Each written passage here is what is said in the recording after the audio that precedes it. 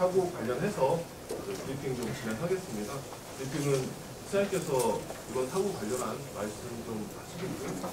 이어서 기자님들 궁금하신 사안들 많으실 텐데요. 그거는 우리 실무 담당 국장인 최현창 자원순환본부장님이 기자님들 질문에 대해서는 질문을 그렇게 하도록 하겠습니다. 예, 그럼 시작하겠습니다. 먼저 이번 리사이클링 타운 사고는 결코 있어서는 안 될 일이었고 다시는 일어나서는 안 될 일로서 너무도 안타깝게 생각합니다. 아울러 깊은 유감을 표합니다. 부상자와 가족 여러분께 심심한 위로의 말씀을 드립니다.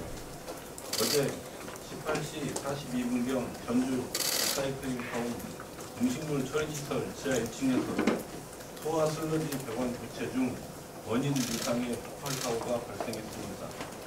우리 시는 재난 발생 즉시 상황을 통제하고 구급차, 특수구조대 등을 요청하여 경찰, 소방서와 함께 5명의 부상자들을 신속히 전문병원으로 이송하였으며 대전 화병원 2명, 충북 오송병원 2명, 광주 굿모닝병원 1명이 입원하여 현재 치료 중에 있습니다.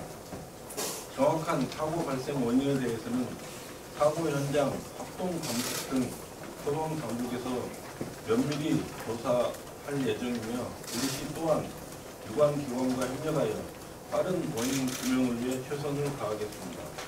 아울러 관련된 위반 사항이 있을 시 법적 조치는 물론 시설 내 안전사고가 발생하지 않도록 철저한 예방과 점검에 만전을 다할 것입니다. 특히 본 시설은 전주시에서 발생되는 음식물 쓰레기를 매일 220톤 정도 처리하는 중요한 시설로 음식물 처리 문제와 관련하여 비상간부회의를 소집, 외주 처리 교육 등을 신속히 대응하고 있으며 앞으로 전주시 전체에 대한 안전 문제도 엄격히 점검하여 다시는 이러한 사고가 재발하지 않도록 철저히 대비해 나갈 것을 약속드립니다. 다시 한번 부상 직원들과 가족 여러분께 깊은 위로를 드리며 빠른 치료와 회복을 위해서도 최선을 다하겠다는 말씀을 드립니다. 보다 자세한 상황과 질의응답은 최현창 자원순환본부장이 하도록 하겠습니다. 감사합니다.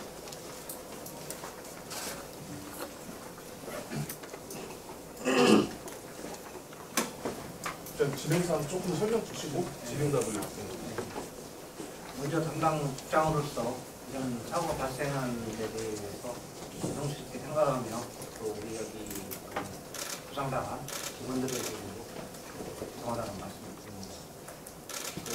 어제 지금 16시 42분에 일단 배관자로 거기 시설을 보면은 음식물이 들면은 집화장에 들어가가지고 물을 희석을 시켜가지고 무슨 비닐이 같은 거 지금 음식물을 걸릴 때 비닐로 같이 넣잖아요.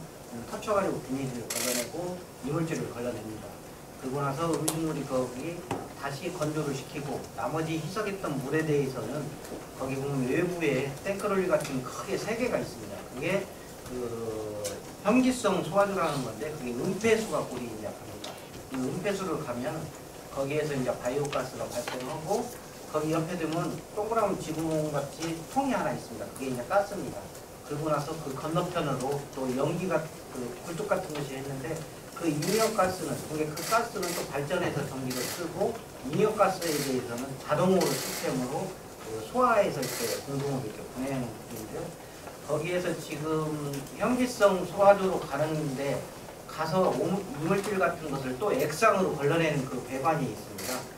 그게 1년에 한 2년에 주기적으로 하는데 그때 이제 그 작업을 하는 과정에서 어떤 상황이 정확히 이제 경찰에서 이제 사고 원인도 파악을 해봐야겠지만 거기에서 이제 폭발이 발생해서 5명이 그 당시 어제 소방당국의 말씀을 들어보면은 거기 5명은 그 폭발을 하고 나와서 현장을 가보니까 다 외부로 걸어서 이렇게 나와가지고 신고가 됐다 이렇게 설명을 했고요.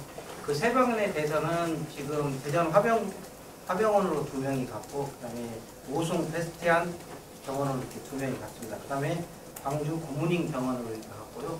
지금 화병원으로 갔던 그 한 분하고 또 오송 베스탐 한 분하고가 조금 그 중상 해가지고 지금 그 치료가 좀 어떻게 보면 중증 환자로 이렇게 분류가 돼 있다고 있습니다. 그래서 이제 그 절차는 이제 의료진에서 진행을 하고 있고요. 이와 관련해서 이제 음식물 처리장 시장도 말씀드렸지만 이 시설이 그 우리 생활 폐기물 우리 가정에서 나오는 음식물을 전체적으로 수집을 해가지고 거기서 처리하는 겁니다. 매일 한 220톤, 많게는 250톤까지도 이렇게 나오는데요. 그런 문제에 대해서는 여기에서 이제 현장 감식도 할 계획이고 하기 때문에 외주 처리를 해서 우리 시민들의 불편을 이렇게 최소화해 나가도록 하겠습니다. 이상입니다. 질문 있으신 기자님. 네. 여기 5분 중에 3명이 지장 있으신 분이 계신가요? 이동하시는 분 지금 이게 유독 그 의료진의 말씀을 들어보면은 그 두 분이 그래도 경증은 아니고 중증이다. 근데 이제 이거 화상을 하니까 이렇게 아프신가 봐요. 그건 정확히 저도 많이 이렇게 아픔을 느끼는가 봐요. 그래서 수면 지금 추리를 하고 있다. 이렇게 지금 현장에 우리 직원들도 거기 나가서 지금 대응을 하고 있습니다. 그 상황까지 이렇게 파악이 된다.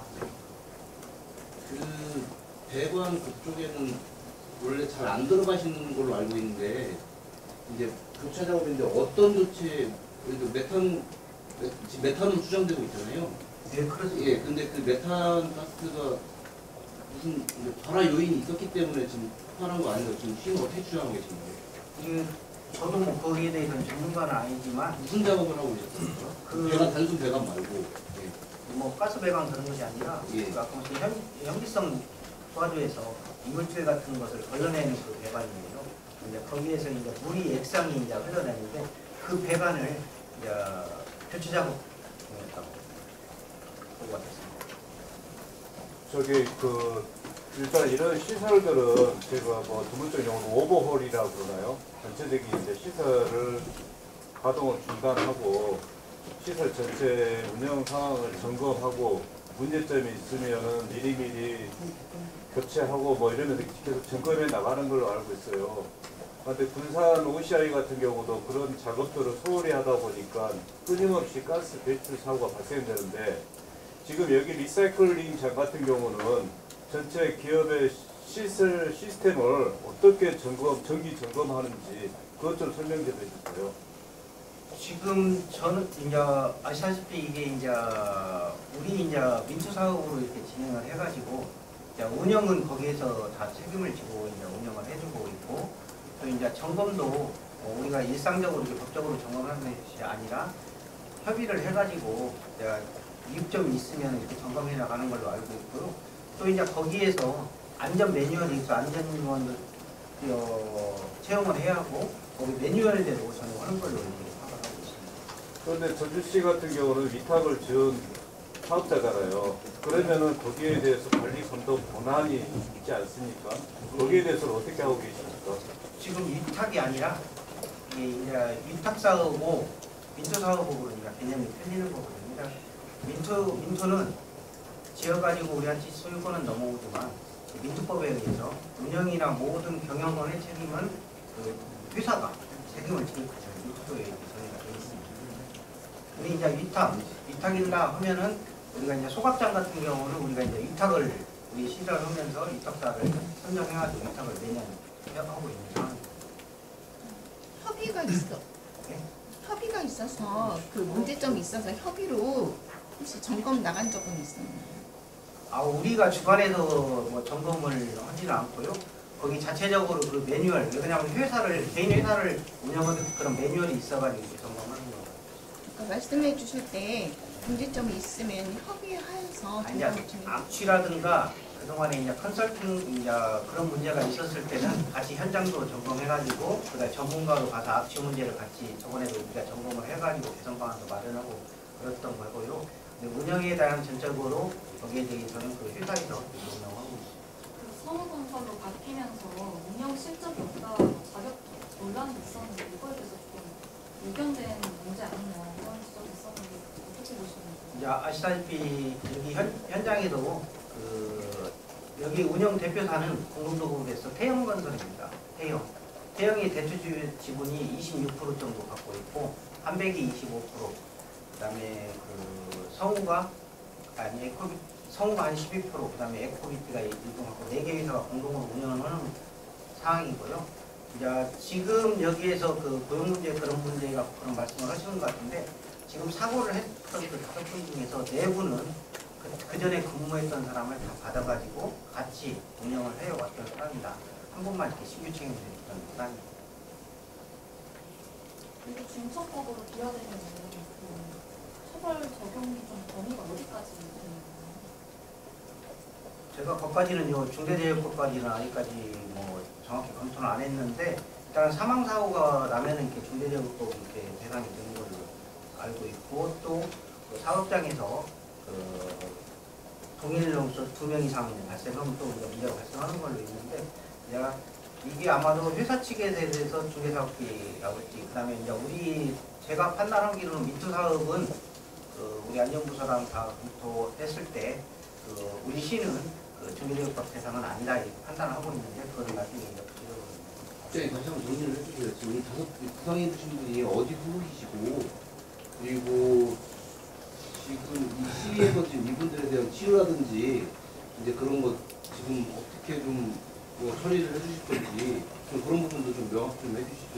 시장님께서도 말씀드렸지만 이 치료에 대해서는 뭐 회사하고 뭐 떠나서 전주 시민이고 또 거기에 종사했던 직원이기 때문에 가능 범위에서는 모든 것을 다 지원을 할 계획을 하고 있습니다. 소속은 정확히 한번 다시 한번 말씀해 주세요. 소속은 그 우리 에코비티라는 그 공동회사. 에코비트 와서 아니요, 그 에코에너지라는 데가 이제 출자 법인입니다. 네. 근데 이제 성우건설로 소속이 되어 있고 네. 운영사로 소속이 되어 있습니다. 5분이 다.